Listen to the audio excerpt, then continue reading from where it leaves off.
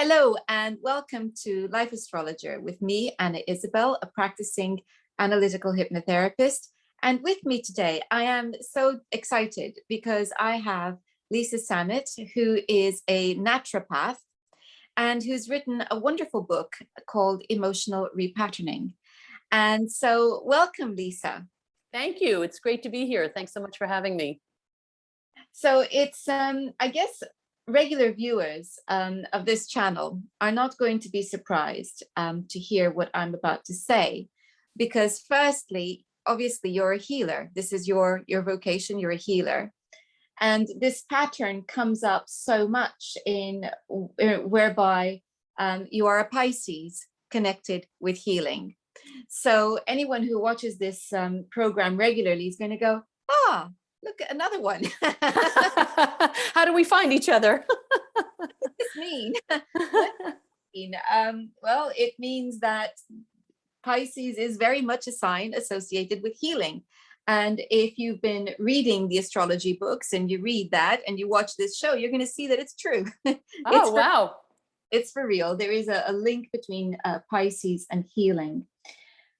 And I guess what I would like to ask you is, because I think there is something, it says something about who we are as to the means by which we choose to be healers. And, you know, you've chosen to be a naturopath. And one of the things that I love when I started reading your book is how you talked about homeopathy and treating the whole body. Right.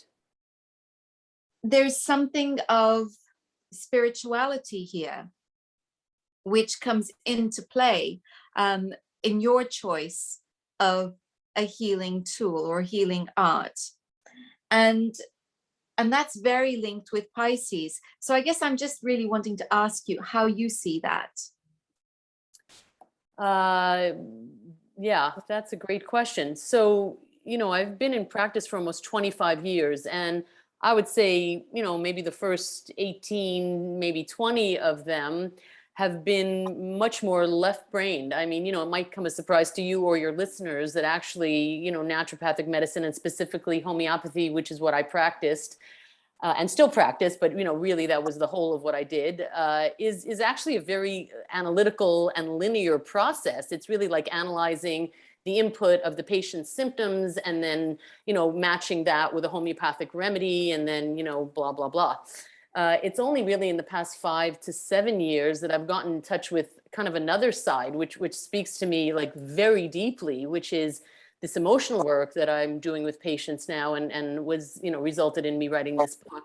And for sure, there's a huge spiritual, I guess, lens through which I see our struggles. And I think that's infused through the book. So I would say for me personally, it's been a journey that I've evolved toward, and having reached that place, it's like, wow. Someone said to me the other day, you're really on your X. And I'd never actually heard that exact term before. But when I understood what she meant, I was like, yes, that's just how it feels. It's like I'm just sitting right there. So, and I think that is the emotional and spiritual aspect of it that maybe wasn't there as much when I was doing more kind of like analytical or more linear thinking in my professional life. Well, it's interesting you say that because for a number of reasons. The first being that we evolve into our sun sign. So our sun sign, you were talking about being told that you're on your X. Well, right. Sun sign is your X. That's what we're moving towards. That's what we're evolving into. We are, because really life is a process of self-discovery. And so this is how it begins for you. It begins with a desire to heal. And then it evolves as you go along. And it just made me think about how I think, to me, that's the sign of a healer I want to go and see, is somebody who's, and I'm going to call it art because it's the bringing together of knowledge and intuition. Yes. And when I see that deepening, in a person, that's the person I want to go to when I'm in trouble. And I think that's the first thing. I also thought about what you said, how you felt it was a very left brain thing. Well, funnily enough, I felt that very much about astrology when I started out. It's like homeopathy in a sense. It's a system, and you're learning to work the system, to work with the system, and you're learning to translate that to people's experience so that it becomes meaningful, etc. But then the longer you practice, the more you begin to understand the deeper philosophical themes or tenets that underpin it. Yes. And you're really getting into your stride as a homeopath, as a naturopath, me as an astrologer, because we're understanding, we've got good at what's on the surface, but these are incredibly deep tools that we're using, and we're just going deeper and deeper in. And of course, the more we do that, the more in love we become with what we're doing. Yes, which, this late in the game is a real gift. Yeah. Right? I mean, how many people do you know who are as excited about their work now as they were 25 years ago? I mean, I have to imagine it's a really few in number. So, and I can see on your face and the enthusiasm when you're speaking about something that excites you. And I imagine I have the same glow. Indeed. Of course, that's the beauty and of the work that we do, or the systems that we are engaged with. Yeah. Because they are forever delighting, enlightening, and surprising us. And of course, that means that we are always excited about them. So those were the two of the three thoughts. The third one that I had is when you were talking about left brain. And so I checked Mercury, which is the planet that tells us about how our minds work, the intellect, the thought process. And it is in the sign of Aquarius. And so there's two things associated with that. The first is that Aquarius is a sign that we associate with all things alternative. It means that you are not somebody who's going to think along mainstream lines. Right. You're going to question. You're going to come at things from a different angle. And sometimes that might get you into trouble because, well, mainstream doesn't always appreciate alternative. But I would say that the way that you think, it's let's put it another way, it's maverick thinking. And that's good. We need mavericks in society, or there is no progress. So that's really important. So that was the first thing. But the second thing associated with Aquarius is that it's an air sign, and that means that it's actually very rational, very logical.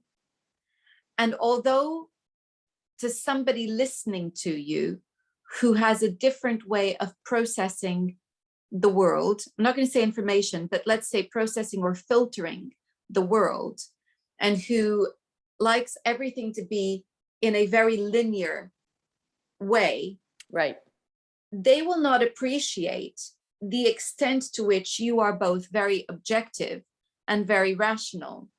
But Mercury in Aquarius is both, and it's associated with mathematics, with all stuff to do with being very rational. And yes.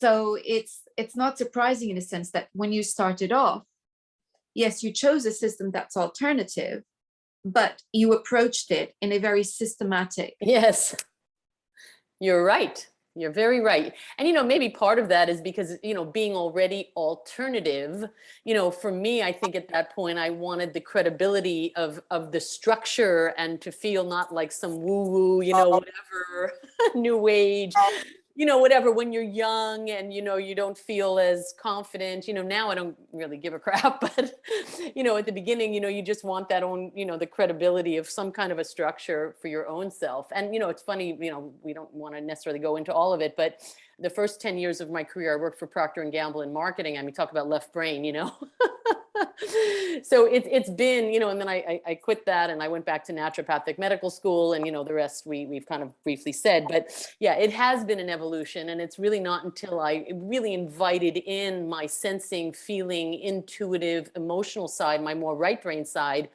that I really felt that I was, complete in terms of what I was offering to people and in terms of my own, professional satisfaction. So yeah, it has been an evolution, and it's kind of fun to be here now.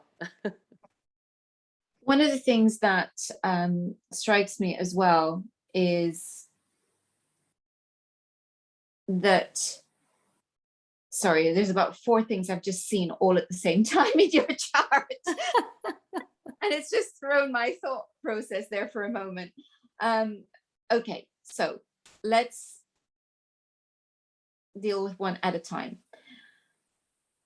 In your book, you talk about how there was a kind of emotional awakening that went on when your beautiful son got leukemia. Yes. And I think I look at your chart, and you have 2 planets in the 8th house, a house which is associated with death. And thankfully, of course, he survived, and Yes. he's thriving. But just having to deal with survival issues is something that we would look to the 8th house. And there you have Chiron, which is a planet that we associate, well, it's we call it the wounded healer. Mm. And it is very much linked with intuition, suffering, pain, wounding. But it's the stimulus that then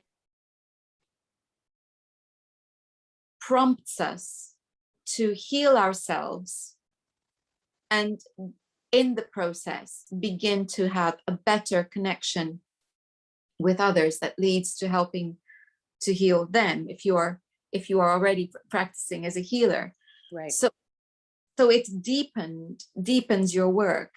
And I'm looking at that sitting there in the 8th house, and I wondered what the link was, why it would have been one of your children.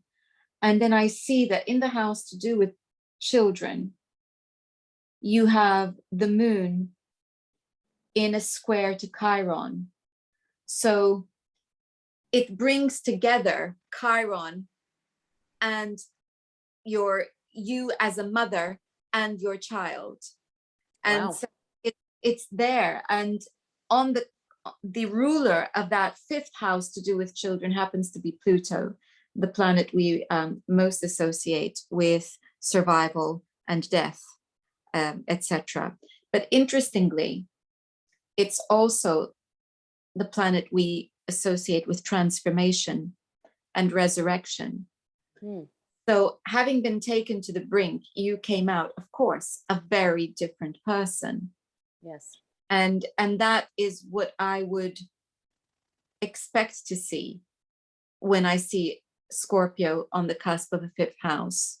And especially when I then see the moon in a square with Chiron in the 8th house. So it's the story is there. How many years on are you from that? Well, he just turned 17, and we're coming upon 7 years ago that he was diagnosed. And then it was 2 years of, like 154 chemo treatments or some crazy number. So that was really 2 years of hell.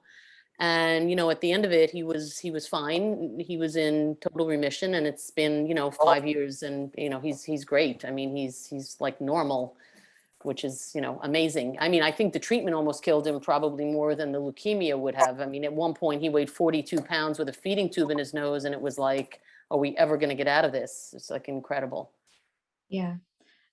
When I was reading that chapter, my heart was just breaking. I guess the question I have for you is, because, and I kind of think I know, I have my own answer, and I'll talk to you a little bit about that Yeah. after. But there's an issue of faith here, because, and you talk about this, you talk about how you had raised your children Yeah. with a particular set of beliefs around health, being a naturopath. Yes. It had served them really well. And then suddenly you're having to go in a completely different direction. Right. So, and I love that despite that, you're still a naturopath. Yes. You haven't said, well, actually, that Forget it. there goes that idea. Yeah, I'm hanging up that shingle. You're still a naturopath, and in fact, it seems to me that what you've done is you've deepened your work as a naturopath as a result of that. So I guess what I'm asking you is, how did that happen? Why is it you think that your faith deepened instead of having been shattered? Right. Well, maybe I would change the question a bit. I mean, I think more the way I experienced it was, I don't know about where you're at, but certainly here in Quebec, there's not much of a relationship between alternative practitioners and the mainstream medicine, and so it ends up being very contentious. They basically hate us, and we basically don't have much respect for the way they practice. I'm sure they're lovely people, but the tools that they use are limited for sure. And so there's a bad relationship, unfortunately. I mean, I've had plenty of people who came to me because they were frustrated with the medical system and did better under my care, and went back to the doctor and said, oh, I'm better, I'm healed, I'm whatever. And they get really insulting responses, actually, that are astonishing. You'd think the practitioner would say, wow, that's amazing, what did you do, and be interested. But no, they either tell you that it had nothing to do with it, you went into remission on your own, or those quacks, and whatever. It's a sad situation. So I think more the kind of paradigm shift was, maybe there's a place for everybody. Because when we had reached the end of when my son got that diagnosis, and we were in the hospital when he was diagnosed, we were told that his chance of recovery with the 2-year chemo treatment was, almost 90%. I mean, that's an amazing number. And I was like, where do I sign, I mean, I was not going to say, well, screw you, I don't like your philosophy, it's not holistic, it's not natural, and blah blah blah. You're not treating the disease, the person, you're treating the disease. And I wasn't gonna it was like, okay, great, 90, we like that number, let's go. And it was hell. But I don't think that my world would have offered him 90%, maybe wouldn't have offered him much. So for me, I think it was more of a softening. Like, it was like, okay, there is room for that system. Maybe we don't choose that, when you have an ear infection as a first choice. Maybe, maybe there was only certain circumstances we really want to be in that system. But I was grateful for that system. And I was grateful for all those doctors that I had vilified through the years of becoming really cynical about that system, mostly through hearing a lot of what my patients had told me. So that was really the big turnaround. The other thing I think that was the real paradigm shift that I didn't expect, and I do write about this in the book, and I know you're referring to that as well, was this kind of opening personally. I had a personal opening, more toward my sensing, feeling, and intuition. And I don't know how to explain that. It was a gift. I mean, I don't know, I was always a relatively insightful person, and I'm an emotional person, Pisces and Cancer rising. There's no escape for that. But I felt like when I was sitting with people, I had a bit of intuition that I hadn't had before. Like, as they were talking about their problems more on an emotional level, I I kind of got a hit, like I got it, like I understood, I knew, I just knew, and I wasn't wrong.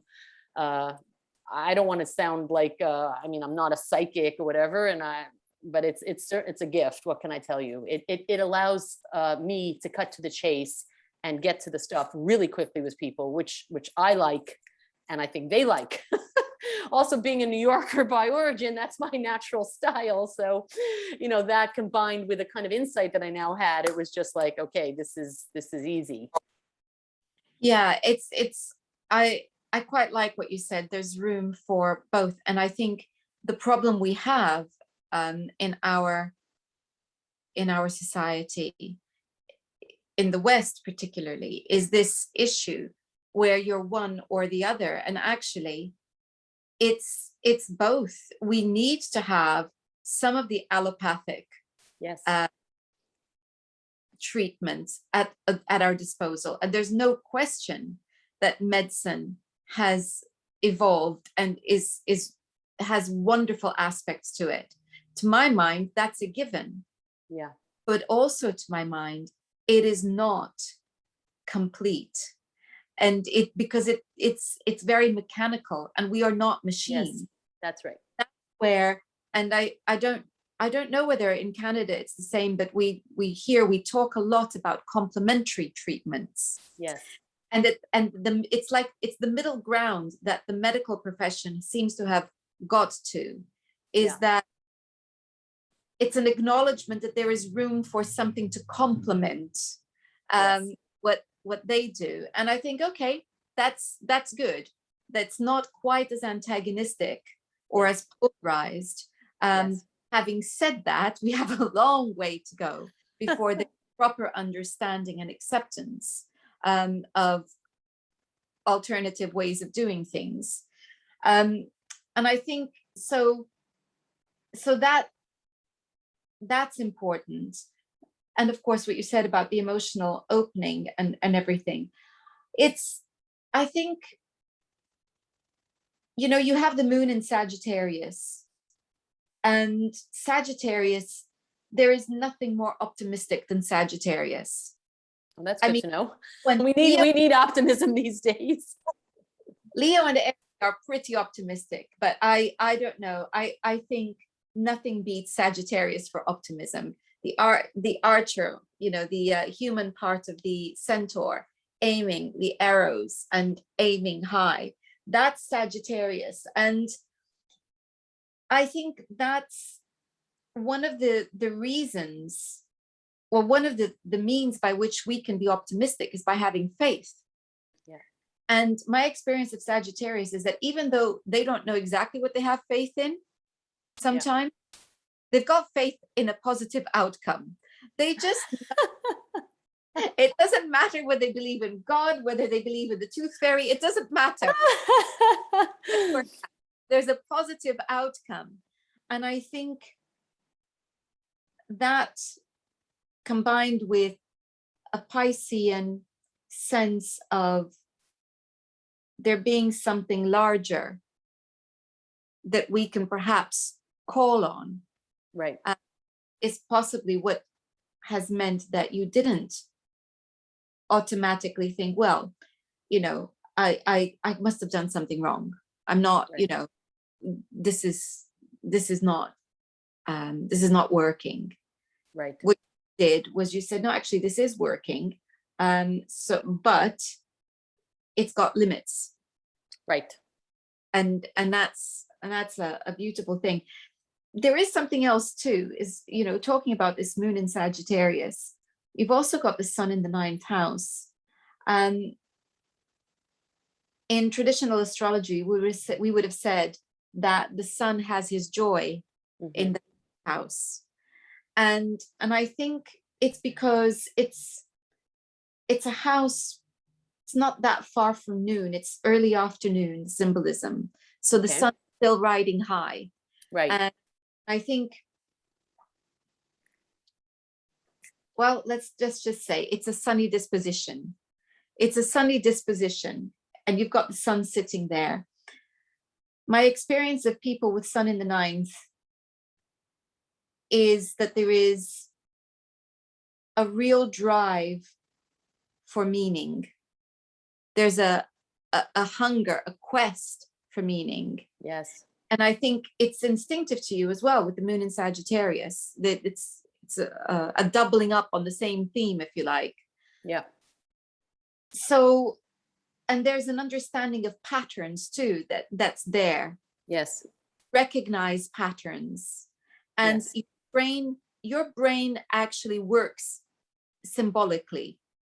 I know that we all have that ability. Our dreams tell us. Our dreams Yes. tell us that humanity, we are wired, to work with symbols.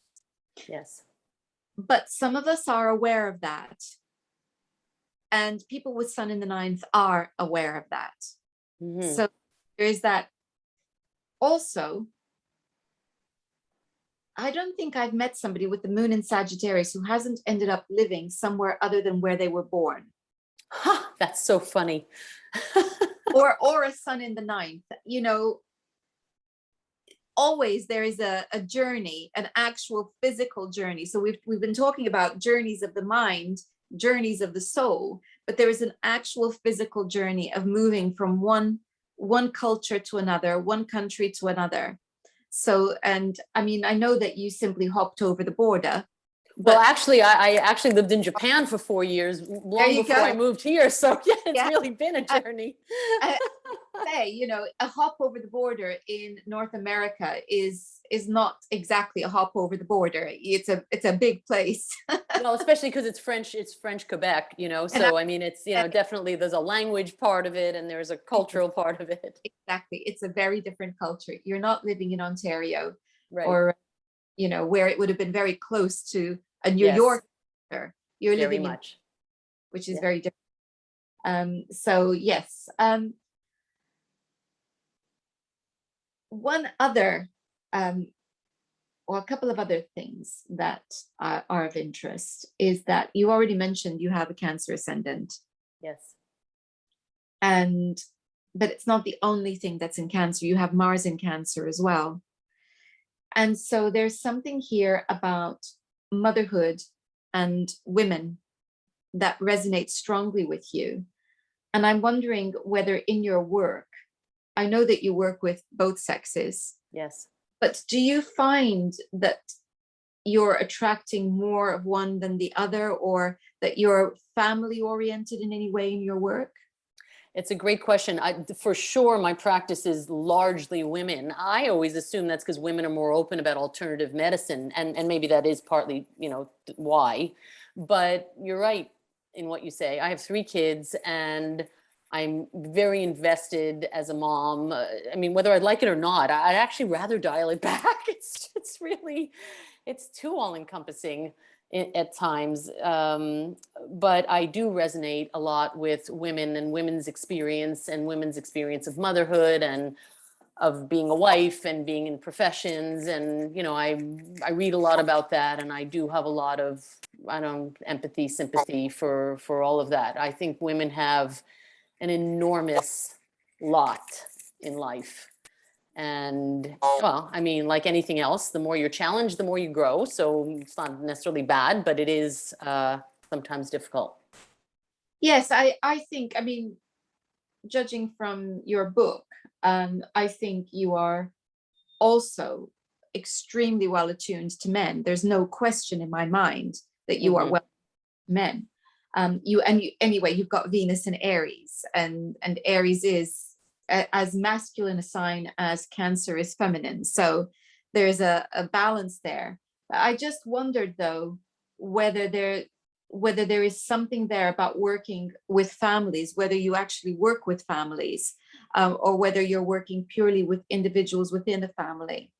Mostly individuals within a family, but I wouldn't rule out that that's possible. I mean, a few of my patients have approached me to use some of my work with emotional repatterning in their couple, which was new for me and I thought was really exciting. And I think it went well. And with some of this work, I have seen more, let's say, teenagers. I'm not sure the work of, this, rewiring your subconscious beliefs lends itself so much to younger kids. but with teenagers and in the dynamics in families, I have done some work. So maybe it's evolving more that way, because I do think there's a benefit there.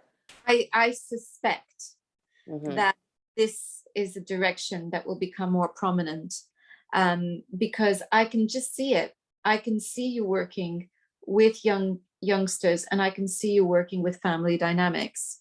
And I think you would have a very strong instinct for it. And so I can see you flourishing in that area. So yes, if the opportunities come, I would say seize them with both hands and run. Oh, wow. That's great encouragement. That's, I Yeah. mean, I think when we're in a family, that gives us the experience to understand family dynamics better. And, I will say that, with my son's illness, it definitely had a ripple effect into everybody's relationship in my family, not necessarily for the better. The kids with the kids, and the parents with the parents, and the kids with the parents, and everything got like shifted like a shifting sand. And so I've seen a lot of things change, and yeah, I'm well aware of that in my own family dynamics. And so I think, when you get into difficulty is when you're more able to help other people, because, if everything had been la-di-da the whole time, I mean, what could I bring to the party, Exactly. Exactly. Well, you have Mars in the 12th house, and the 12th house, okay, so that's just resonating with the Pisces, if I can put it that way. But interestingly, the 12th house is also linked with institutions, and particularly hospitals. And unfortunately, you've spent your fair share of time in hospitals.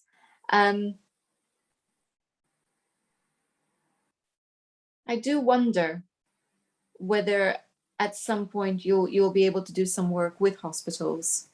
That's one possibility. The other, of course, is that the emotional repatterning work that you're talking about fits very much with the 8th and the 12th house. And you've got, as we've already said, Mercury and Chiron in the 8th house, and you've got both Mars in the 12th. So there is something here about wanting to get to the bottom of things, to understand things at a very deep level. Yes. And I think that that's something that both houses are linked to, the subconscious, the imagination, all of that stuff is 12th house stuff. And so there you are.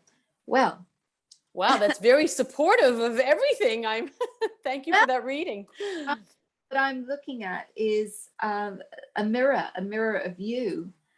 So it's reflecting back, in a sense, what's there, and it's providing, I hope, a beautiful insight into you and your work, so that our audience can be inspired to learn more about what you do and your work.